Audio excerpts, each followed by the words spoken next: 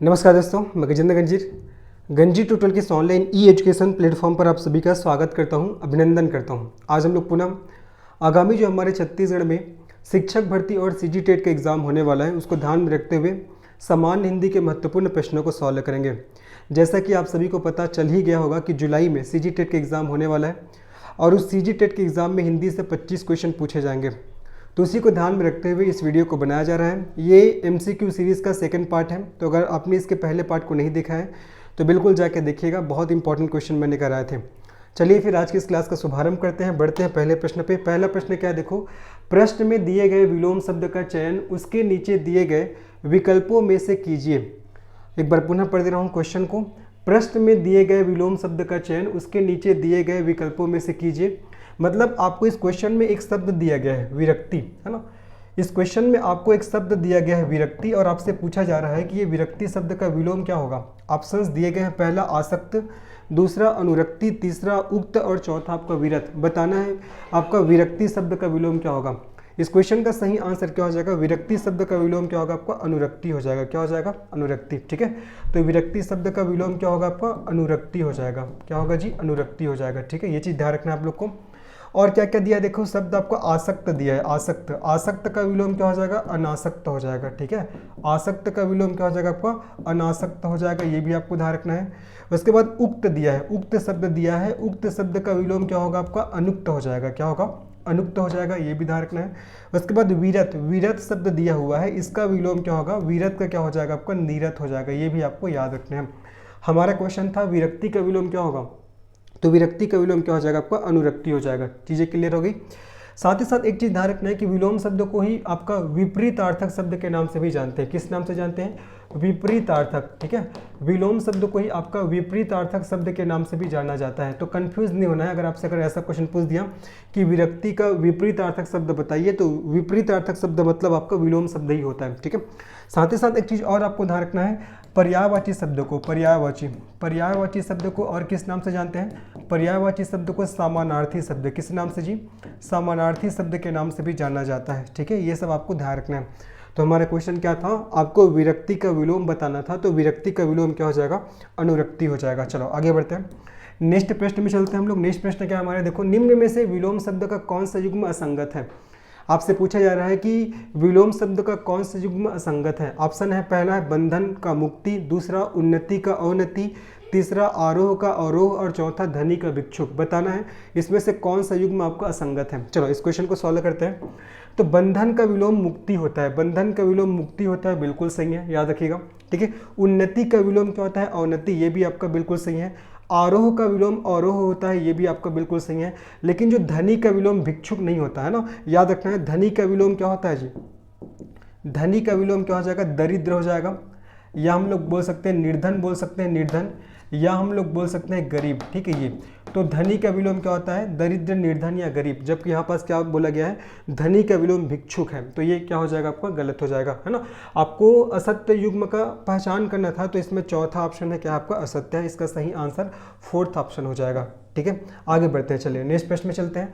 हमारा नेक्स्ट प्रश्न क्या है, देखते हैं। निरक्षर शब्द का विलोम क्या होगा, निरक्षर शब्द का आपको विलोम बताना है। अपढ़, महान, अनपढ़ और साक्षर। निरक्षर मतलब बिना पढ़ा हुआ, मतलब जो पढ़ा लिखा नहीं है, है ना, उसको बोलते हैं निरक्षर। और निरक्षर का विलोम क्या हो जाएगा आपका, निरक्षर का विलोम क्या हो जाएगा आपका, साक्षर हो जाएगा। क्या होगा, साक्षर। साक्षर मतलब पढ़ा लिखा। ठीक है, पढ़ा लिखा। और निरक्षर मतलब जो पढ़ा लिखा ना हो उसको निरक्षक कहा जाता है। ठीक है, निरक्षर मतलब, है ना। इसका सही आंसर हो जाएगा आपका फोर्थ ऑप्शन। तो निरक्षर शब्द का विलोम क्या होगा, साक्षर हो जाएगा। साक्षर मतलब पढ़ा लिखा और निरक्षक मतलब जो पढ़ा लिखा ना हो, ये आपको याद रखना है। आगे बढ़ते हैं, चलो नेक्स्ट प्रश्न में चलते हैं। नेक्स्ट प्रश्न क्या है हमारा, देखो, समुद्र की सीमा अनंत है, वाक्य में प्रयुक्त अनंत शब्द का विलोम शब्द बताइए। यहाँ पास एक वाक्य दिया गया है कि समुद्र की सीमा अनंत है। ठीक है, तो वाक्य में प्रयुक्त अनंत शब्द का विलोम शब्द बताइए। यहाँ से आपको एक चीज़ समझ में आ रहा होगा, एक तो नॉर्मल विलोम शब्द से क्वेश्चन आता है कि उपयुक्त शब्द का विलोम क्या है। साथ ही साथ ऐसे भी क्वेश्चन पूछते हैं, पर्टिकुलर कोई वाक्य दिया जाएगा और वाक्य में कोई शब्द को आपको पूछा जाएगा कि इस वाक्य में जो ये शब्द प्रयुक्त हुआ है, इस शब्द का विलोम क्या होगा। जैसे कि यहाँ देखो ना, समुद्र की सीमा अनंत है, ये वाक्य दिया गया है, इसमें से अनंत शब्द का आपसे विलोम पूछा जा रहा है। तो दो तरीके से क्वेश्चन आते हैं विलोम शब्द से। ठीक है, चलो, तो समुद्र की सीमा अनंत है, इस वाक्य में प्रयुक्त अनंत शब्द का विलोम क्या होगा? अंतहीन, अंत, अनंग और असीमित। बताना है अनंत शब्द का विलोम क्या होगा। तो अनंत शब्द का विलोम क्या हो जाएगा आपका? अंत हो जाएगा। ठीक है, चलो मैं लिख दे रहा हूँ, देखो अनंत शब्द का विलोम क्या हो जाएगा आपका? अंत हो जाएगा। क्या हो जाएगा? अंत, है ना। तो इसका सही आंसर क्या हो जाएगा? इसका सही आंसर हो जाएगा आपका सेकंड ऑप्शन। ठीक है, देखो अंतहीन किसे कहते हैं? जिसका अंत ना हो। अंतहीन किसे कहा जाता है? जिसका अंत ना हो, जिसका अंत ना हो उसे क्या कहा जाता है? अंतहीन कहा जाता है। ठीक है, और अनंग किसे बोलते हैं? जिसका शरीर ना हो। ठीक है, जिसका शरीर ना हो उसे क्या कहा जाता है? आपका अनंग कहा जाता है। असीमित, जो सीमित ना हो। ठीक है, जो सीमित ना हो उसे क्या कहा जाता है? असीमित कहा जाता है। लेकिन हमसे क्वेश्चन क्या पूछा जा रहा है कि अनंत का विलोम क्या होगा? तो अनंत का विलोम क्या हो जाएगा? अंत हो जाएगा। ठीक है, अनंत का विलोम क्या होगा? अंत हो जाएगा। ठीक है, साथ ही साथ ध्यान रखना, अंतहीन मतलब जिसका अंत ना हो, अनंग मतलब जिसका शरीर ना हो, और असीमित मतलब जो सीमित ना हो। ये भी आपको याद रखना है जी। ठीक है, चलो आगे बढ़ते हैं, नेक्स्ट प्रश्न में चलते हैं। हमारा नेक्स्ट प्रश्न क्या देखते हैं? दिए गए शब्द का विलोम शब्द ज्ञात कीजिए। मतलब एक आपको शब्द दिया गया है दयालु। ठीक है, दयालु शब्द दिया गया है और दयालु शब्द का आपसे विलोम पूछा जा रहा है कि दयालु का विलोम क्या होगा। ऑप्शन है आपका बलवान, निर्दोष, निर्दय या निर्बल। ठीक है, बताना है कि दयालु शब्द का आपका विलोम क्या होगा। ठीक है, इस क्वेश्चन का सही आंसर क्या हो जाएगा आपका? थर्ड ऑप्शन, निर्दय हो जाएगा। ठीक है, दयालु शब्द लिख दे रहा हूं मैं, देखो दयालु शब्द का जो आपका विलोम क्या हो जाएगा आपका? निर्दय हो जाएगा। क्या हो जाएगा? निर्दय। ठीक है, दयालु शब्द का विलोम क्या होगा आपका? निर्दय। तो थर्ड ऑप्शन हमारा बिल्कुल सही है। ठीक है, बलवान का क्या होगा आपका? कमजोर हो जाएगा। बलवान का कमजोर। निर्दोष का आपका दोषी, है ना, या दोष बोल सकते हैं। निर्दोष का आपका दोष हो जाएगा। और आपका निर्बल का क्या हो जाएगा? निर्बल का आपका विलोम हो जाएगा आपका सबल। निर्बल का होगा सबल। ठीक है, तो इसमें आपको विलोम शब्द की पहचान करना था। दयालु शब्द का आपको विलोम बताना था। तो दयालु का क्या हो जाएगा? निर्दय हो जाएगा। बलवान का कमजोर। निर्दोष का आपका दोष हो जाएगा, या बोल सकते हैं दोषी बोल सकते हैं। और आपका निर्बल का हो जाएगा क्या? सबल, है ना। निर्बल का होगा आपका सबल, ये आपको याद रखना है। चलो आगे बढ़ते हैं, नेक्स्ट प्रश्न में चलते हैं। नेक्स्ट प्रश्न क्या है हमारे? देखो, गरल का विलोम शब्द क्या है? गरल मतलब होता है आपका विष, जहर, है ना। तो गरल का आपको विलोम शब्द बताना है। बहुत इंपॉर्टेंट क्वेश्चन है। ऑप्शन है पहला सरल, दूसरा सुधा, तीसरा पानी और चौथा आग। तो गरल शब्द का विलोम क्या हो जाएगा? गरल शब्द का विलोम हो जाएगा जी आपका सुधा। क्या हो जाएगा? सुधा। ठीक है, याद रखना है गरल मतलब क्या होता है? गरल मतलब होता है विष या जहर। ठीक है, और इसका विलोम क्या होगा? सुधा। तो सुधा मतलब क्या होता है आपका? अमृत होता है। सुधा मतलब क्या होता है? अमृत। ठीक है, अमृत का पर्यायवाची पता होगा आप लोग को, अमीय हो जाएगा। अमीय के बाद हो जाएगा, यही हम लोग जो पढ़ रहे हैं, सुधा हो जाएगा। उसके बाद आपका पीयूष हो जाएगा। ठीक है, पीयूष। और क्या हो जाएगा? सोम। ये सब ना अमृत का पर्यायवाची होता है, ये भी आपको ध्यान रखना है। ठीक है, वैसे ही देखो पानी का पर्यायवाची अगर मैं बताऊं, पानी का अगर विलोम शब्द पूछेगा तो आपका आग होगा, है ना। पानी का आग होगा विलोम शब्द। लेकिन अगर मैं पर्यायवाची शब्द बताऊं तो पानी का हो जाएगा जल हो जाएगा। जल के बाद आपका नीर हो जाएगा। नीर के बाद आपका वारी हो जाएगा। वारी के बाद आपका अम्बु हो जाएगा। अम्बु के बाद तोय हो जाएगा। तोय के बाद उदक हो जाएगा। उदक के बाद आपका मेघ पुष्प। ये सब किसका पर्यायवाची होता है? जल का होता है। और हो जाएगा सलील। ये सब किसका पर्यायवाची होता है? जल का होता है। ठीक है, आग का पर्यायवाची। ठीक है, आग का पर्यायवाची अगर आपसे पूछता है तो आग का पर्यायवाची क्या हो जाएगा आपका? पावक हो जाएगा, पावक। और क्या होगा आपका? अनल हो जाएगा, अनल। ठीक है, और क्या हो जाएगा? हुताशन भी होता है। और क्या होता है? आग का पर्यायवाची आपका हव्यवाहन। क्या होता है? हव्यवाहन। ये सब आग का पर्यायवाची है। यहाँ से एक चीज़ ध्यान रखना, अगर अनल पूछता है कि अनल किसका पर्यायवाची है, तब आपको बताना है आग। अगर वही आपसे पूछता है अनिल किसका पर्यायवाची होता है, तो अनिल होता है किसका? पवन का, हवा का। ठीक है, अनिल किसका होता है? हवा का पर्यायवाची होता है। और अनल किसका होता है? आग का होता है। हमसे क्वेश्चन पूछा गया था गरल का विलोम शब्द बताइए, तो गरल मतलब होता है विष या जहर। तो गरल का विलोम शब्द क्या हो जाएगा? सुधा, मतलब अमृत। और अमृत के और कौन कौन से पर्यायवाची है ये मैंने आपको बता दिया। ठीक है, आगे बढ़ते हैं। चलिए नेक्स्ट प्रश्न में चलते हैं। नेक्स्ट प्रश्न क्या हमारा? निम्नलिखित में से कौन सा विकल्प विलोम शब्द की दृष्टि से असंगत है? बताना है कि कौन सा विकल्प है वो विलोम शब्द की दृष्टि से संगत है। चलो क्वेश्चन को सॉल्व करते हैं। सात्विक तामसिक, विमुख का उन्मुख, दूसरा नैसर्गिक प्रकृति, निर्मम का कठोर, और तीसरा ज्योतिर्मय का तमोमय और निरामिष का सामिष, और चौथा तटस्थ का पक्षपाती और सार्थक का निरर्थक। देखो बताना है इसमें से कौन सा आपका असंगत है ना, विलोम शब्द की दृष्टि से कौन सा असंगत है। तो सबसे पहले याद रखो जो सात्विक होता है, सात्विक शब्द, सात्विक का विलोम क्या होता है आपका तामसिक, सात्विक का क्या होता है तामसिक, ये बिल्कुल सही है। ठीक है, विमुख का क्या होता है, विमुख का आपका उन्मुख होता है, विमुख का उन्मुख, ये भी हमारा बिल्कुल सही है। ठीक है, तो पहला वाला तो हमारा सही हो जाएगा। ठीक है, तीसरा नैसर्गिक, नैसर्गिक मतलब किससे रिलेटेड होता है पता है, नैसर्गिक मतलब होता है प्रकृति, है ना, प्रकृति से संबंध, है ना, नैसर्गिक मतलब प्रकृति, ये आपको ध्यान रखना है। तो आपका नैसर्गिक का विलोम क्या होगा आपका कृत्रिम होगा, क्या होगा कृत्रिम। यहाँ पास क्या दिया गया है प्रकृति, एक्चुअल में देखा जाए तो नैसर्गिक का मतलब प्रकृति होता है, लेकिन विलोम पूछा जा रहा है तो नैसर्गिक का विलोम क्या होगा आपका कृत्रिम होगा, क्या होगा कृत्रिम, जबकि यहाँ पास क्या है प्रकृति, तो ये गलत हो जाएगा। निर्मम, निर्मम का विलोम क्या होता है, देखो निर्मम, निर्मम मतलब क्या होता है कठोर होता है, एक्चुअल में देखा जाए तो निर्मम मतलब कठोर होता है, लेकिन यहाँ पास विलोम शब्द पहचानना है ना, विलोम शब्द पूछा जा रहा है, तो निर्मम का विलोम क्या होगा, निर्मम का विलोम होता है आपका मृदुल, क्या होता है आपका मृदुल। ठीक है, मृदुल मतलब होता है आपका कोमल। ठीक है, निर्मम का आपका विलोम क्या होगा मृदुल हो जाएगा, जबकि यहाँ पास कठोर दिया है, एक्चुअल में देखा जाए तो निर्मम का अर्थ कठोर होता है, लेकिन निर्मम का विलोम क्या हो जाएगा मृदुल अर्थात कोमल हो जाएगा। ठीक है, तो ये दूसरा वाला हमारा जो विकल्प है ये हमारा गलत है। तीसरा ज्योतिर्मय, इसको भी ध्यान रखना, ज्योतिर्मय। ठीक है, ज्योतिर्मय, ज्योतिर्मय का विलोम क्या होता है आपका तमोमय होता है, क्या होता है तमोमय, याद रखिएगा। ठीक है, निरामिष का विलोम क्या होता है जी, निरामिष का, निरामिष का विलोम होता है आपका सामिष। ठीक है, निरामिष का विलोम क्या होता है सामिष होता है। बहुत सारी चीज़ आप लोग को पता लग रहा है, जैसे क्वेश्चन पूछ लिया आपसे कि निरामिष का विलोम क्या होता है तो सामिष हो जाएगा, ज्योतिर्मय का विलोम क्या होता है तो तमोमय हो जाएगा। वैसे ही देखो तटस्थ का विलोम क्या होता है पक्षपाती, ये भी हमारा बिल्कुल सही है। सार्थक का विलोम क्या होता है निरर्थक, ये भी हमारा बिल्कुल सही है। ठीक है, तो पहला, तीसरा और चौथा पूरा सही है, बाकी दूसरा वाला जो विकल्प है ये हमारा गलत हो जाएगा। ठीक है, क्वेश्चन पूछा गया था कौन सा विकल्प विलोम शब्द के दृष्टिकोण से असंगत है, तो सेकंड वाला ऑप्शन, क्योंकि नैसर्गिक का अर्थ प्रकृति होता है, लेकिन यहाँ विलोम पूछा जा रहा है तो नैसर्गिक का विलोम कृत्रिम हो जाएगा।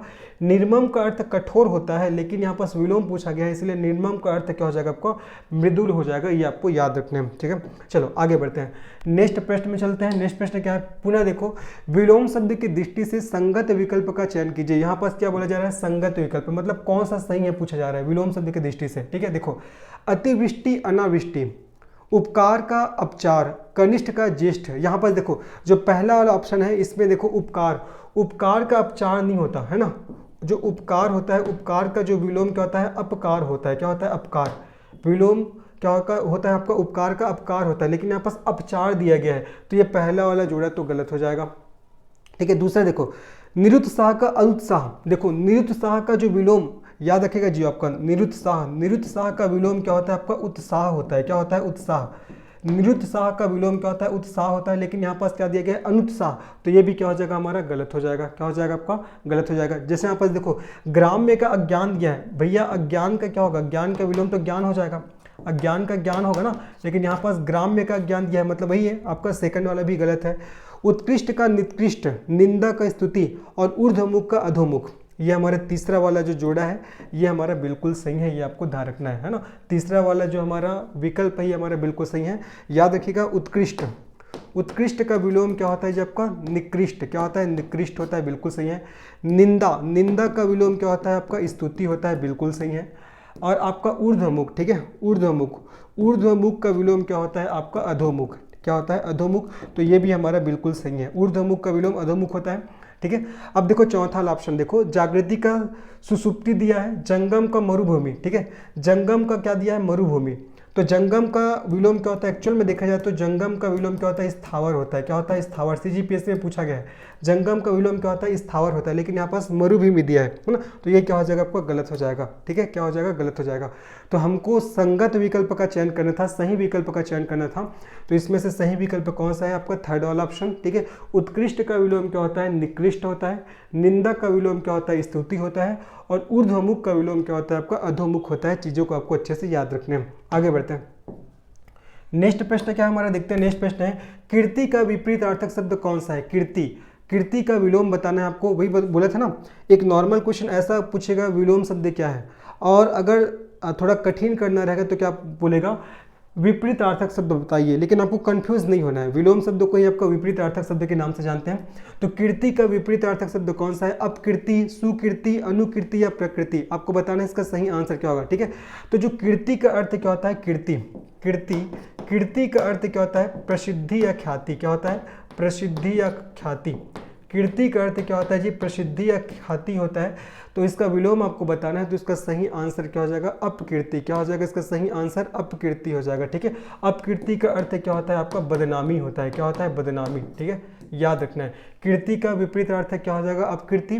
कीर्ति मतलब होता है प्रसिद्धि या ख्याति, और उसका विलोम अपकीर्ति, और अपकीर्ति का अर्थ होता है आपका बदनामी। इसका सही आंसर पहला वाला ऑप्शन हो जाएगा। आगे बढ़ते हैं, नेक्स्ट प्रश्न में चलते हैं। निम्नलिखित में से कौन सा शब्द कायर का विलोम है या विपरीतार्थक है। कायर का आपको विलोम बताना है, ज्येष्ठ, शुक्ल, निडर और सुंदर बताना है जी। कायर का विलोम शब्द कौन सा है। ठीक है, इसका सही आंसर क्या होगा, देखो कायर। कायर मतलब क्या होता है, कायर मतलब क्या होता है आपका डरपोक होता है। ठीक है, कायर मतलब क्या होता है आपका डरपोक। कायर मतलब होता है आपका डरपोक। तो आपका कायर का विलोम क्या हो जाएगा आपका, निडर हो जाएगा। क्या हो जाएगा आपका, निडर। इसका सही आंसर क्या होगा आपका, निडर हो जाएगा। ठीक है, तो कायर शब्द का विलोम क्या होगा आपका, निडर हो जाएगा। ये आपको अच्छे से ध्यान रखना है। और ज्येष्ठ का विलोम क्या होता है आपका, कनिष्ठ, है ना, कनिष्ठ, कनिष्ठ सॉरी, है ना। ज्येष्ठ का कनिष्ठ हो जाएगा, शुक्ल का कृष्ण हो जाएगा। ठीक है, शुक्ल का कृष्ण हो जाएगा, और सुंदर का आपको कुरूप हो जाएगा। ये सब इसके पर्यायवाची है। ज्येष्ठ का क्या होगा आपका, कनिष्ठ होगा, है ना, और उसके बाद शुक्ल का कृष्ण होगा, और सुंदर का क्या होगा आपका, कुरूप होगा, पर्यायवाची। ये भी आपको ध्यान रखना है। लेकिन क्वेश्चन क्या था कि कौन सा शब्द कायर का विलोम शब्द है। तो कायर मतलब होता है आपका डरपोक, तो डरपोक का विलोम शब्द क्या हो जाएगा आपका, निडर हो जाएगा। क्या होगा, निडर। ठीक है, आगे बढ़ते हैं, चलिए नेक्स्ट प्रश्न में चलते हैं। नेक्स्ट प्रश्न क्या हमारा, निम्न में से असुर का पर्यायवाची शब्द कौन सा है। देखो पर्यायवाची शब्द, अब हम लोग पर्यायवाची शब्द से क्वेश्चंस करेंगे, है ना। तो पर्यायवाची शब्द को और किस नाम से जानते हैं, पर्यायवाची शब्द को समानार्थी शब्द। किस नाम से, समानार्थी शब्द। पर्यायवाची शब्द को समानार्थी शब्द के नाम से भी जानते हैं। समानार्थी शब्द मतलब क्या होता है, समान अर्थ वाले शब्द। क्या होता है इसका अर्थ, समान अर्थ वाले, समान अर्थ वाले शब्द। ठीक है, देखो तो पूछा जा रहा है असुर का पर्यायवाची, असुर का। असुर मतलब क्या होता है भैया, असुर मतलब होता है राक्षस। क्या होता है, राक्षस। तो असुर का पर्यायवाची मैं बता रहा हूँ क्या क्या होता है। देखो आपका, चलो मैं साथ ही साथ देवता का भी बता दे रहा हूँ, देवता का, है ना, और यहाँ पास राक्षस का, इन दोनों का मैं बता रहा हूँ पर्यायवाची। ध्यान से सुनिएगा। देवता का आपका देव हो जाएगा। ठीक है, उसके बाद सूर हो जाएगा, उसके बाद आदित्य हो जाएगा, आदित्य के बाद आपका अजर हो जाएगा, अजर के बाद आपका अमर हो जाएगा। ठीक है, अमर, अजर, अमर, है ना। उसके बाद देवता को और क्या बोलते हैं, असुरारी। क्या बोलते हैं, असुरारी बोलते हैं। और क्या बोलते हैं, दैत्यारी बोलते हैं। असुरारी और दैत्यारी ये सब किसका होता है, देवता का। तो देवता से हम लोग राक्षस का बनाएंगे। देखो देव से हो जाएगा दानव, सूर से हो जाएगा असुर। ठीक है, आदित्य से हो जाएगा दैत्य, दैत्य। राक्षस को और क्या बोलते हैं, यातुधान। क्या बोलते हैं, यातुधान। ये बहुत इंपॉर्टेंट है, क्वेश्चन में पूछा गया है यातुधान किसका होता है करके, है ना। साथ ही साथ राक्षस को क्या बोलते हैं, दनुज बोलते हैं। क्या बोलते हैं, दनुज। याद रखना। अगर आपसे क्वेश्चन पूछता है तनुज किसका पर्यायवाची होता है, तो तनुज किसका होता है, तनुज मतलब पुत्र होता है। ठीक है, वही पूछेगा तनुजा, तनुजा किसका पर्यायवाची होता है, तो तनुजा पुत्री का होता है।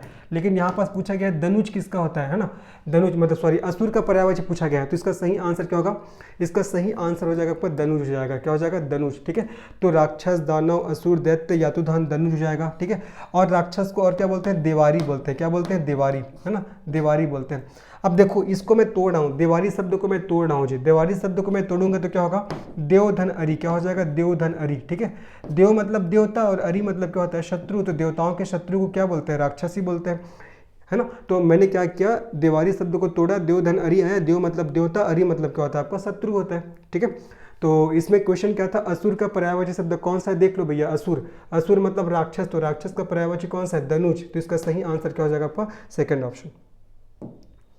आगे बढ़ते हैं, नेक्स्ट प्रश्न क्या दिखते हैं, कठोर का पर्यायवाची शब्द कौन सा है, कठोर का। कठोर का आपको पर्यायवाची बताना है, इसका सही आंसर क्या होगा, परुष, कट्टर, पुरुष और कटु बताना है। कठोर का पर्यायवाची क्या होगा, इस क्वेश्चन का सही आंसर क्या हो जाएगा, इसका सही आंसर हो जाएगा परुष हो जाएगा। ठीक है, कठोर का पर्यायवाची, कठोर का पर्यायवाची क्या हो जाएगा आपका, परुष हो जाएगा। क्या हो जाएगा, परुष। ठीक है, चलो अब उसके बाद और क्या दिया है, कट्टर, पुरुष और कटु। तो कट्टर का पर्यायवाची क्या होगा, धर्मांध। ठीक है, धर्मांध हो जाएगा, धर्मांध। कट्टर का पर्यायवाची धर्मांध हो जाएगा। ठीक है, पुरुष का तो पता है आपको जी, नर हो जाएगा। ठीक है, नर हो जाएगा। ठीक है, नर के बाद आपको ध्यान रखना है मनुष्य हो जाएगा। ठीक है, उसके बाद आपका मानव हो जाएगा, नर, मनुष्य, मानव, ये सब किसका होता है आपका, पुरुष का पर्यायवाची होता है। कटु, कटु का पर्यायवाची क्या होगा आपका, कड़वा हो जाएगा, कड़वा। कड़वा के बाद तीखा हो जाएगा। ये सब आपको याद रखना है। लेकिन हमसे पूछा जा रहा है कठोर का पर्यायवाची क्या होगा, तो कठोर का पर्यायवाची होता है परुष होता है। क्या होता है, परुष। ये आपको याद रखना है। आगे बढ़ते हैं, नेक्स्ट प्रश्न में चलते हैं। रमेश का अर्थ निम्न विकल्पों में से छांटिए, अनंग, विष्णु, गजानन, शंकर। देखो रमेश है ना, अगर ऐसे शब्द देता है तो आपको इसके शब्दों को तोड़ देना है। देखो रमेश, रमेश, रमेश को तोड़िए, क्या होगा आपका रमा धनीश, क्या होगा रमा धन ईश, ठीक है। रमा मतलब क्या होता है, रमा मतलब होता है लक्ष्मी माँ, ठीक है। और ईश मतलब क्या होता है, स्वामी। तो लक्ष्मी माँ के स्वामी का नाम क्या है भैया बताओ, विष्णु भगवान जी, ठीक है। तो इसका सही आंसर क्या होगा, रमेश का अर्थ आपको बताना है, तो इसका सही आंसर क्या हो जाएगा, सेकंड ऑप्शन, क्या हो जाएगा, सेकंड ऑप्शन, ठीक है। ये अनंग किसका होता है, अनंग कामदेव का होता है। अनंग किसका होता है, कामदेव का होता है। गणेश भगवान जी का गजानन होता है, ठीक है। शिव जी का क्या होता है, शंकर होता है, ठीक है। ये सब आपको ध्यान रखना है, ये तो पता ही होगा। बाकी रमेश किसका पर्यायवाची होता है, तो आपको विष्णु जी का होता है। आपने तोड़ा शब्दों को, रमा धनीश, रमा मतलब लक्ष्मी, ईश मतलब स्वामी, तो लक्ष्मी के स्वामी जी का नाम क्या है, तो विष्णु जी हो जाएगा, ठीक है। चलिए, तो अब मैं आप लोग को थोड़ा इन सबके पर्यायवाची को भी बता देता हूँ, आपके एग्जाम के दृष्टिकोण से बहुत इंपॉर्टेंट है। कामदेव का पर्यायवाची क्या क्या होता है, देखो मनोज, मनोज हो जाएगा। मनोज के बाद मनमत हो जाएगा, मनमत। मनमत के बाद मनसीज हो जाएगा, मनसीज। मनसीज के बाद आपका मार हो जाएगा, मार। मार के बाद काम हो जाएगा। काम के बाद कंदर्प हो जाएगा। कंदर्प के बाद अतनु हो जाएगा। अतनु के बाद पुष्पधनवा, पुष्पधनवा हो जाएगा। कामदेव की पत्नी का नाम है रति, तो इसका नाम है रतिपति हो जाएगा, ठीक है। ये सब और हो जाएगा अनंग। ये सब किसका पर्यायवाची है, ये सब कामदेव का पर्यायवाची है, याद रखना है, ठीक है। ये विष्णु जी का तो पता है जी आप लोग को, गोविंद, पीताम्बर, मुरारी, माधव, केशव, ठीक है। अनंत साई, शेष साई, अनंत सैया, शेष सैया, उपेंद्र, ये सब विष्णु भगवान जी का होता है, ठीक है। और गजानन अर्थात गणेश जी का भी पता होगा, गणेश हो जाएगा आपका, गजानन हो जाएगा, है ना। वक्र तुंड हो जाएगा, उसके बाद उमापुत्र हो जाएगा। ये सब गजानन मतलब गणेश भगवान जी का पर्यायवाची है। शंकर भगवान जी के भी बहुत सारे नाम है, पता ही होगा, है ना। शिव हो जाएगा, कैलाशपति हो जाएगा, शंभु हो जाएगा, ठीक है। और आपका और कौन कौन सा पर्यायवाची हो जाएगा शंकर जी का, चलो मैं लिख दे रहा हूँ, है ना। शंकर भगवान जी का पर्यायवाची लिख लेते हैं। शंकर का आपका सबसे पहले तो शिव हो जाएगा, शिव के बाद आपका कैलाशपति हो जाएगा, कैलाशपति। कैलाशपति के बाद आपका उमापति हो जाएगा। उमापति के बाद आपका हो जाएगा भोलेनाथ, भोलेनाथ। भोलेनाथ के बाद आपका महादेव, महादेव। ये सब क्या है, भगवान जी के नाम है ना। वैसे देखा जाए तो शंकर भगवान जी के बहुत सारे नाम है ना। तो यहाँ पास क्या बोला गया है कि रमेश का अर्थ क्या है, तो रमेश का अर्थ हो जाएगा विष्णु जी, ठीक है। चलो आगे बढ़ते हैं, नेक्स्ट प्रश्न चलते हैं। नेक्स्ट प्रश्न है, देखो निम्न में से अली का पर्यायवाची नहीं है। अली, अली मतलब क्या होता है, भंवरा होता है, ठीक है। अली मतलब क्या होता है, भंवरा, याद रखना है। जो अली होता है, अली का अर्थ क्या होता है, भंवरा होता है। तो भंवरा का पर्यायवाची कौन सा नहीं है पूछा जा रहा है। मधुकर तो है, भ्रमर भी है, भंवरा भी है। कलिका मतलब क्या होता है, कलिका मतलब होता है अंकुर आना, ठीक है, अंकुर। कलिका मतलब होता है अंकुर। बाकी ये सब किसका पर्यायवाची है, अली का, ठीक है। तो भंवरा का क्या क्या पर्यायवाची होता है, देखो मधुप हो जाएगा, याद रखना मधुप। मधुप के बाद आपका मधुकर हो जाएगा, मधुकर। मधुकर के बाद आपका अली हो जाएगा। अली के बाद आपका द्विरेप हो जाएगा, द्विरेप, ठीक है। द्विरेप के बाद आपका भ्रमर हो जाएगा। भ्रमर के बाद आपका भंवरा। ये सब क्या है, इसका पर्यायवाची है, ठीक है, भंवरा का। ये सब आपको ध्यान रखना है। तो कलिका मतलब क्या होता है, अंकुर होता है। तो ये आपका अली अर्थात भंवरा का पर्यायवाची नहीं है, ये आपको याद रखना है। चलो आगे बढ़ते हैं। निम्नलिखित विकल्पों में से कौन सा विकल्प बाघ का पर्यायवाची शब्द नहीं है। बाघ बहुत इंपॉर्टेंट है। चलो मैं बाघ का पर्यायवाची पहले आप लोग को बता दे रहा हूँ। बाघ का पर्यायवाची क्या क्या होता है, बाघ का होता है, याद रखना है, सबसे पहले तो जो हो जाएगा आपका व्याघ्र, क्या हो जाएगा, व्याघ्र। व्याघ्र के बाद आपका केहरी, क्या हो जाएगा, केहरी। केहरी के बाद आपका केसरी, केसरी। केहरी, केसरी। केसरी के बाद आपका शार्दुल, क्या हो जाएगा, शार्दुल। शार्दुल के बाद आपको ध्यान रखना है नखायुध, क्या हो जाएगा जी आपका, नखायुध। नखायुध के बाद हो जाएगा पंचानन, ठीक है, पंचानन, पंचानन। और क्या होता है बाघ का पर्यायवाची, मृगराज, क्या होता है, मृगराज। मृगराज के बाद आपको ध्यान रखना है वनराज, वनराज, मृगराज, वनराज। ये सब बाघ का पर्यायवाची होता है। तो कौन सा पर्यायवाची बाघ का नहीं है, व्याघ्र तो है, ठीक है, आपका शार्दुल भी है और छित्रल भी है, याद रखना। और क्या है, छित्रल।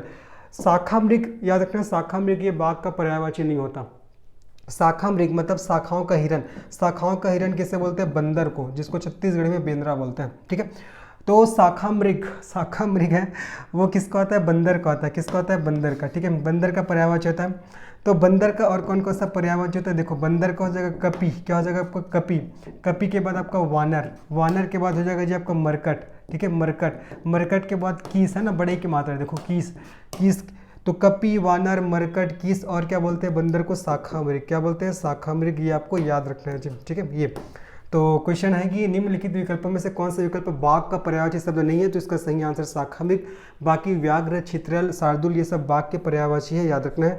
साथ ही साथ ये सब भी ध्यान रखना है, केहरी, केसरी, शार्दुल, नखायुत, पंचानन, मृगराज, वरराज ये सब बाघ का पर्यायवाची है। ठीक है, छत्तीसगढ़ में बघवा भी बोलते हैं इसको, बाघ को क्या बोलते हैं, बघवा। चलो आगे बढ़ते हैं भैया, नेक्स्ट प्रश्न में चलते हैं। हमारा नेक्स्ट प्रश्न क्या है,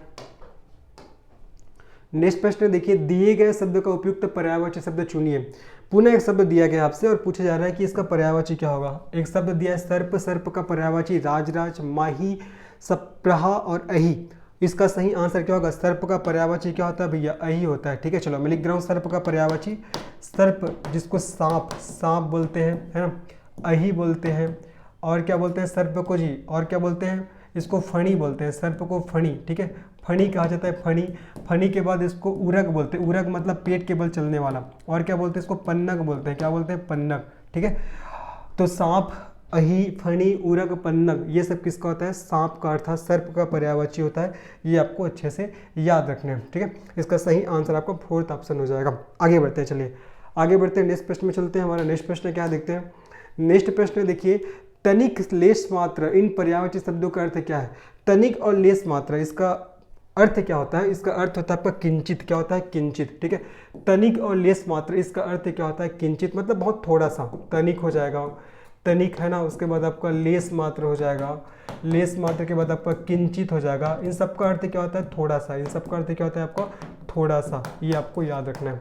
ठीक है, आगे बढ़ते हैं, नेक्स्ट प्रश्न में चलते हैं। नेक्स्ट प्रश्न क्या देखो, निम्नलिखित विकल्पों में से कौन सा विकल्प मोती का पर्यायवाची शब्द नहीं है। मोती का, मोती का पर्यायवाची शब्द नहीं पूछा जा रहा है। पहला मंडूक, दूसरा सिपिज, तीसरा मुक्ता और चौथा मौक्तिक। बताना है कौन सा शब्द है मोती का पर्यायवाची नहीं है, तो इसका सही आंसर क्या होगा जी, मंडूक। मंडूक किसका है भैया, मंडूक तो मेढक का है। किसका है, मेढक, जिसको छत्तीसगढ़ में मेचका बोलते हैं जी, है ना, बेमचा भी कहा जाता है। जो बड़ा मेढक होता है ना उसको भिंदोल के नाम से जानते हैं। तो मेढक का पर्यायवाची मंडूप होता है। मेढक का पर्यायवाची और क्या क्या होता है आपका, मंडूप हो जाएगा, मंडूप, है ना। उसके बाद आपका दादूर हो जाएगा, दादूर के बाद आपका दरदूर हो जाएगा। वर्षा प्री के नाम से भी इसको जानते हैं, वर्षा प्री, जैसा वर्षा आता है मतलब बारिश आता है मस्त चिल्लाने लग जाता है ना, मेढक। देखो सिपिज, मुक्ता और मौक्तिक ये सब किसके पर्यायवाची, ये तीनों किसके पर्यायवाची हैं, ये आपका मोती के पर्यायवाची है। तो कल के डेट में क्वेश्चन पूछ सकता है कि आपका मुक्ता किसका पर्यायवाची होता है, तो मुक्ता किसका होता है, मोती का। सिपिज, मुक्ता और मौक्तिक किसका पर्यायवाची होता है, मोती का होता है। ये आपको याद रखने हैं। ठीक है, आगे बढ़ते हैं। सही समानार्थक युग्म का चयन कीजिए। देखो आपका दास, दाता, पद, पत्ता, नीर, सलील, अर्थ, पृथ्वी। ठीक है, बताना है कि सही समानार्थक युग्म वाले जो आपका ऑप्शन कौन सा है। ठीक है, तो दास, दाता ये तो नहीं है भैया, पद, पत्ता ये भी नहीं है। पद मतलब पैर होता है, पत्ता मतलब तो पत्ती हो जाएगा, वृक्ष की पत्ती, पता होगा, है ना। नीर और सलील ये हमारा बिल्कुल सही है, याद रखना। नीर और सलील, नीर मतलब क्या होता है, नीर मतलब पानी होता है भैया, है ना। और सलील मतलब भी क्या होता है, सलील मतलब भी क्या होता है आपका, पानी होता है। नीर मतलब भी पानी, सलील मतलब भी पानी। और मैंने पानी का पर्यायवाची आप लोग को बताया हुआ है। पानी का क्या हो जाएगा आपका, नीर हो जाएगा, जल हो जाएगा, वारी हो जाएगा, अम्बु हो जाएगा, है ना। अम्बु के बाद तोय हो जाएगा, तोय के बाद उदक हो जाएगा, उदक के बाद आपका मेघ पुष्प हो जाएगा, मेघ पुष्प, है ना। सलील हो जाएगा। ये सब किसका पर्यायवाची होता है, ये सब किसका होता है आपका, जल का पर्यायवाची होता है। किसका होता है, जल का। ये आपको याद रखना है, पानी का होता है। ठीक है, तो इसका सही आंसर हमारा 3rd ऑप्शन हो जाएगा। पृथ्वी, पृथ्वी का पर्यायवाची भी सुन लो, भू हो जाएगा, मही हो जाएगा आपका, अवनी हो जाएगा, भू मही अवनी, है ना। और क्या क्या होगा जी, धरा हो जाएगा, धरा के बाद वसुंधरा हो जाएगा, वसुंधरा के बाद आपका ईला हो जाएगा, ईला के बाद अचला हो जाएगा, अचला के बाद देखो मेदनी हो जाएगा, मेदनी के बाद आपका उर्वी हो जाएगा। ठीक है, धरती हो जाएगा, धरती के बाद आपका धरित्री। ये सब किसका पर्यायवाची होता है, ये सब पृथ्वी का पर्यायवाची होता है, याद रखना है। तो सही समानार्थक युग्म का चयन करना था, तो इसका सही आंसर हो जाएगा 3rd वाला ऑप्शन। आगे बढ़ते हैं, नेक्स्ट प्रश्न पे चलते हैं। नेक्स्ट प्रश्न क्या है, निम्नलिखित में से निरर्थक शब्द का पर्यायवाची शब्द कौन सा है। आपसे पूछा जा रहा है निरर्थक शब्द का पर्यायवाची, है ना। निरर्थक, निरर्थक का सार्थक वो तो विलोम हो जाएगा, ये तो नहीं आएगा। निरर्थक का पर्यायवाची क्या होता है आपका, बेकार। ठीक है, निरर्थक, निरर्थक का पर्यायवाची पूछा जा रहा है भैया, है ना। तो निरर्थक का पर्यायवाची क्या होता है आपका, बेकार हो जाएगा। क्या हो जाएगा, बेकार। इसका सही आंसर हो जाएगा आपका 2nd ऑप्शन। निरर्थक का बेकार हो जाएगा, या हम लोग बोल सकते हैं अर्थहीन बोल सकते हैं, या हम लोग बोल सकते हैं शून्य बोल सकते हैं। ये इसका पर्यायवाची हो जाएगा। ठीक है, आगे बढ़ते हैं, नेक्स्ट प्रश्न में चलते हैं। नेक्स्ट प्रश्न क्या देखते हैं, भवन और भुवन का अर्थ किस विकल्प में सही है। भवन और भुवन क्या पूछा गया जा रहा है, भवन और भुवन, भवन और भुवन का अर्थ किस विकल्प में सही है। देखो भवन ऑप्शन दिए गए 14 लोक और प्रसाद, गृह और वन, आकाश और संसार और महल और जगत। इस क्वेश्चन का सही आंसर क्या होगा। देखो भवन मतलब क्या होता है, भवन, भवन मतलब होता है भैया महल, क्या होता है महल। और भुवन मतलब क्या होता है, भुवन, भुवन मतलब होता है आपका जगत, भुवन मतलब क्या होता है आपका जगत। तो इसका सही आंसर क्या हो जाएगा आपका, महल और जगत। क्या हो जाएगा, महल और जगत, ये आपको याद रखना है। तो भवन और भुवन का अर्थ किस विकल्प में सही है, तो फोर्थ वाला ऑप्शन में महल और जगत। आगे बढ़ते हैं, नेक्स्ट प्रश्न में चलते हैं। नेक्स्ट प्रश्न क्या है हमारा, स्वान का अर्थ क्या है। स्वान ऑप्शन है सुअर, बत्तख, कुत्ता, बगुला। ठीक है, बताना है जी स्वान का अर्थ क्या होता है। तो इसका सही आंसर हो जाएगा कुत्ता। ठीक है, कुत्ता। तो कुत्ता का पर्यायवाची क्या क्या होता है, देखो कुत्ता का पर्यायवाची होता है आपका स्वा, स्वा के बाद आपका श्वान हो जाएगा, श्वान के बाद आपका सूनक हो जाएगा, सूनक के बाद आपका सारमेय हो जाएगा, सारमेय के बाद क्या हो जाएगा स्वजन, सारमेय के बाद स्वजन। ये सब किसका पर्यायवाची होता है, कुत्ता का। ठीक है, स्वा, स्वान, सूनक, सारमेय, स्वजन, ये सब कुत्ता का पर्यायवाची होता है। तो आपसे क्वेश्चन पूछा गया था स्वान किसका अर्थ है, तो आपको कुत्ता का अर्थ है, इसका सही आंसर हो जाएगा। आगे बढ़ते हैं, नेक्स्ट प्रश्न में बढ़ते हैं। निम्नलिखित विकल्पों को ध्यानपूर्वक देखें और बताएं कि कौन सा विकल्प अरुण शब्द का अर्थ प्रस्तुत नहीं करता। अरुण का, अरुण शब्द का अर्थ कौन सा शब्द वो क्या प्रस्तुत नहीं करता, अरुण शब्द का अर्थ ये आपको बताना है। ऑप्शन है पहला रक्तवर्ण, दूसरा कुमकुम, तीसरा मकान और चौथा सिंदूर। ठीक है, तो अरुण शब्द का अर्थ आपको याद रखना है रक्तवर्ण, रक्तवर्ण ये भी अरुण शब्द का अर्थ है ना।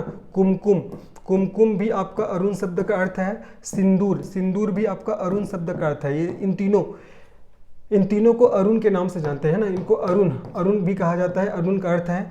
बाकी जो मकान है, मकान है ये आपका अरुण शब्द का अर्थ नहीं है। तो इसका सही आंसर थर्ड ऑप्शन हो जाएगा। ठीक है, तो रक्तवर्ण, कुमकुम और सिंदूर ये सब अरुण के अर्थ है। बाकी आपका जो मकान है ये आपका अरुण का अर्थ नहीं है। तो इसका सही आंसर थर्ड ऑप्शन हो जाएगा। आगे बढ़ते हैं, नेक्स्ट प्रश्न में चलते हैं। नेक्स्ट प्रश्न क्या हमारा, देखो जो लोग समय का ख्याल नहीं रखते उनकी ब्लैंक की जाती है। ब्लैंक की जगह आपको बताना है क्या आएगा। जो लोग समय का ख्याल नहीं रखते उनकी क्या की जाती है जी, तारीफ की जाती है। क्या तारीफ होता है, क्या बताओ, नहीं होता। शिकायत होता है, नहीं। प्रशंसा, नहीं। निंदा, निंदा सही है ना, इसका सही आंसर क्या हो जाएगा आपका, निंदा। तो जो लोग समय का ख्याल नहीं रखते उनकी क्या होती है भैया, उसकी निंदा की जाती है, उनकी निंदा की जाती है। ठीक है, उनकी निंदा की जाती है। जैसे आप ऑफिस वगैरह जाते हो तो अगर आपका ऑफिस का टाइम 10 बजे है, एक आध दिन आप 12 बजे जाके देखो, है ना, फिर आपको पता लग जाएगा। ठीक है, तो जो लोग समय का ख्याल नहीं रखते उनकी क्या होती है या क्या की जाती है, निंदा की जाती है। ठीक है, आपके सामने में नहीं करेंगे निंदा, लेकिन आपके पीठ पीछे करेंगे, जो आपके कलीग लोग होंगे वो लोग। चलो आगे बढ़ते हैं, नेक्स्ट प्रश्न में चलते हैं। हमारा नेक्स्ट प्रश्न क्या देखते हैं, दिए गए विकल्पों में से पर्यायवाची शब्द यमुना के लिए उचित शब्दार्थ का चयन कीजिए। मतलब यमुना का पर्यायवाची आपको बताना है। निर्झर, नदी, कावेरी और कालिंदी। निर्झर तो नदी का पर्यायवाची होता है ना, नदी तो जानते हो, है ना।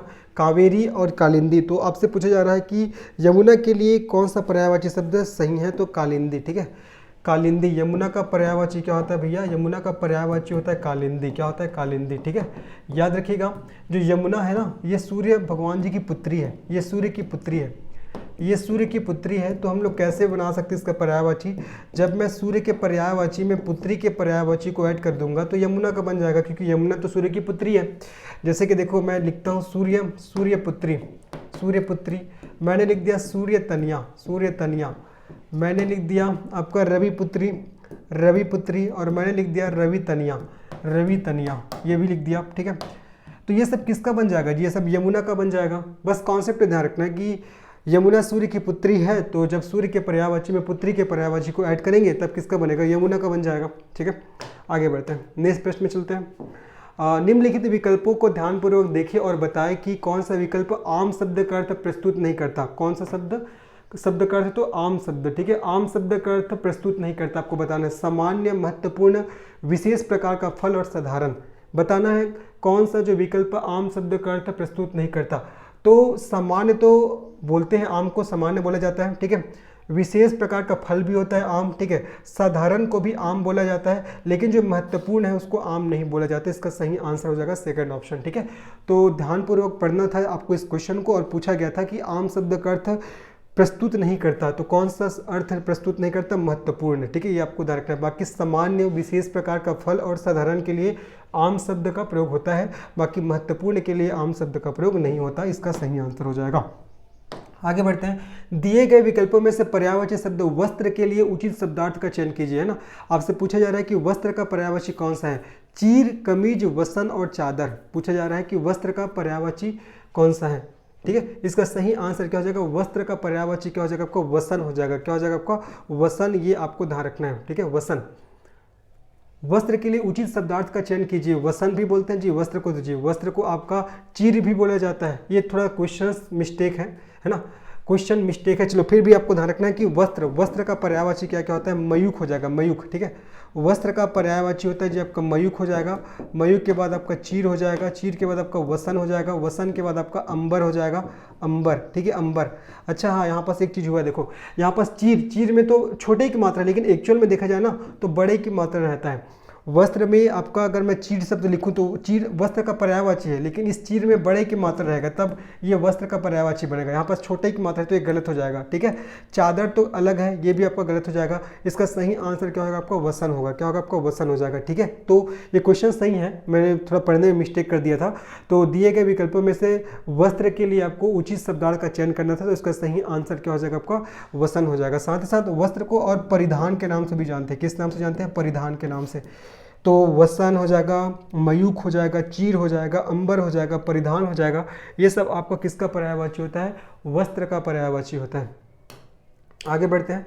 नेक्स्ट प्रश्न क्या हमारे, देखो अंक शब्द का अर्थ इनमें से कौन सा नहीं है? अंक, अंक शब्द का अर्थ कौन सा नहीं है? देखो तो आपका जो गोद, चिन्ह और दाग, ये सब तीनों है ना, याद रखिएगा।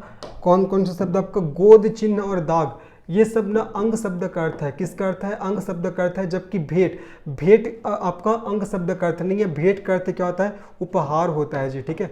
भेंट का अर्थ क्या होता है आपका? उपहार होता है, ये आपको ध्यान रखना है। जबकि आपका गोद, चिन्ह और दाग ये अंक का अर्थ है, ये आपको याद रखना है, ठीक है। चलो आगे बढ़ते हैं। नेक्स्ट प्रश्न में चलते हैं। हमारा नेक्स्ट प्रश्न क्या देखते हैं? लताओं के समूह के लिए कौन सा शब्द प्रयुक्त होता है? गुच्छा, झुंड, पुंज या कुंज? अच्छा प्रश्न है। लताओं के समूह के लिए कौन सा शब्द प्रयुक्त होता है? इसका सही आंसर हो जाएगा आपको कुंज हो जाएगा। क्या हो जाएगा? कुंज, ठीक है। तो लताओं के समूह के लिए, लताओं के समूह के लिए, लताओं के समूह के लिए कौन से शब्द का प्रयोग होता है? कुंज शब्द का प्रयोग होता है, ये आपको अच्छे से याद रखना है। चलो आगे बढ़ते हैं, नेक्स्ट प्रश्न में चलते हैं। समूह से भिन्न शब्द है, देखो अच्छा प्रश्न है। जूता, आदमी, सुनहरी और भैंस, बताना है समूह से भिन्न शब्द कौन सा है। ऐसे क्वेश्चन आता है तो थोड़ा कंफ्यूजन हो जाता है कि आखिर पूछ क्या रहा है ना। तो बता रहा हूँ इसका आंसर क्या होगा। देखो समूह से भिन्न शब्द आपसे पूछे जा रहा है। देखो इसमें से याद रखना जी, जो जूता शब्द है, जूता के बाद जो आदमी शब्द है, आदमी के बाद क्या आपका भैंस, ये तीनों क्या है? ये तीनों क्या है आपका? विशेष है। ये तीनों क्या है आपका? विशेष। अभी क्या होता है मैं बताऊंगा। और इसमें सुनहरी क्या है? सुनहरी क्या आपका? विशेषण है। सुनहरी क्या है आपका? विशेषण है, ठीक है। और विशेष किसे कहते हैं? तो जिस संज्ञा सर्वनाम की विशेषता बताई जाती है, ठीक है। जिस संज्ञा या सर्वनाम की विशेषता बताई जाती है, जिस संज्ञा या सर्वनाम की विशेषता बताई जाती है उसे क्या बोला जाता है जी? उसे विशेष्य कहा जाता है, ठीक है। और विशेषण किसे कहते हैं? तो संज्ञा एवं सर्वनाम की विशेषता बताने वाले शब्दों को, ठीक है। संज्ञा एवं सर्वनाम की विशेषता बताने वाले शब्दों को, क्या बोला जाता है? आपका विशेषण कहा जाता है, ठीक है। तो यहाँ इस क्वेश्चन में देखें तो जो जूता, आदमी और भैंस, ये सब क्या है आपका? ये आपका क्या है जी? आपका विशेष है। और विशेषण क्या है? सुनहरी हो जाएगा। जैसे कि मैं एक उदाहरण से समझाता हूँ आप लोग को। उदाहरण सुनहरी मछली जल में तैर रही है। तैर रही है। मैंने एक एग्जाम्पल लिखा है यहाँ पर, सुनहरी मछली जल में तैर रही है, ठीक है। अब देखो यहाँ पर सुनहरी क्या हो जाएगा? सुनहरी क्या होगा आपका? विशेषण हो जाएगा। सुनहरी क्या होगा? विशेषण। और मछली क्या हो जाएगा आपका? विशेष हो जाएगा। अब समझाता हूँ। देखो विशेष से मतलब क्या होता है? जिस संज्ञा में सर्वनाम की विशेषता बताई जाती है, तो मछली एक क्या है आपका संज्ञा है, मछली नाम है मतलब संज्ञा है, तो मछली की विशेषता बताई जा रही है कि वो कैसी है, सुनहरी है, कैसी है, सुनहरी है, ठीक है। तो जिस संज्ञा सर्वनाम की विशेषता बताई जाती है उसे क्या बोलते हैं, विशेष्य बोलते हैं, ठीक है। मछली की विशेषता बताई जा रही है कि मछली क्या आपका सुनहरी है, तो मछली की विशेषता बताया जा रहा है ना, तो मछली आपका विशेष हो जाएगा, और सुनहरी मतलब ये क्या हो जाएगा, विशेषण। संज्ञा में सर्वनाम की विशेषता बताने वाले शब्दों को विशेषण कहते हैं। तो जो सुनहरी शब्द है ये विशेषता बता रहा है किसका, मछली का, ये आपको ध्यान रखना है, थोड़ा कंफ्यूजन क्रिएट होता है जी, है ना। तो यहाँ पर जूता, आदमी और भैंस ये सब आपका विशेष है, जबकि सुनहरी क्या हो जाएगा आपका विशेषण हो जाएगा, याद रखना है। आगे बढ़ते हैं, समूह से भिन्न शब्द कौन सा है, सुंदर, नीली, साड़ी और चालाक। बताना है इसमें से पुनः कौन सा भिन्न शब्द है। देखो देखते हैं इसमें से देखिए आपका जो सुंदर शब्द है, सुंदर शब्द है, और जो आपका नीली शब्द है, सुंदर नीली, है ना, और जो चालाक, सुंदर नीली और चालाक, ये सब तीनों क्या है, ये तीनों आपका विशेषण है, क्या है आपका विशेषण है, विशेषण है, ठीक है। और जो साड़ी क्या हो जाएगा आपका, साड़ी आपका विशेष है, साड़ी क्या है जो आपका विशेष है, ठीक है। तो यहाँ पास कौन सा भिन्न शब्द है, सुंदर, नीली और चालाक। सुंदर, नीली और चालाक ये तीनों आपका क्या है, आपका विशेषण है, और साड़ी आपका विशेष है। तो कौन सा भिन्न है, तो आपका थर्ड वाला ऑप्शन क्या है जो आपका भिन्न है। बाकी जो सुंदर, नीली और चालाक क्या है, विशेषण है, और विशेषण और विशेष से किसे कहते हैं, मैंने इसके पहले वाले प्रश्न में आप लोग को बताया हुआ है। आगे बढ़ते हैं, समूह से भिन्न शब्द कौन सा है, ईमानदारी, मिठास, गुच्छा और द्वेष। देखिए समूह से भिन्न शब्द कौन सा है आपको बताना है, ईमानदारी, मिठास और द्वेष। याद रखना है, जो ईमानदारी हो जाएगा, उसके बाद आपका जो मिठास शब्द है, और क्या दिया है, द्वेष। ये सब क्या है, ये सब आपका भाववाचक संज्ञा है, क्या है जी आपका भाववाचक संज्ञा, ये सब भाववाचक संज्ञा है, ठीक है। जबकि आपका गुच्छा क्या है जी, गुच्छा एक समूहवाचक संज्ञा है, ठीक है। गुच्छा क्या है, समूहवाचक, ठीक है, समूहवाचक संज्ञा है, गुच्छा समूहवाचक संज्ञा है, ये आपको ध्यान रखना है।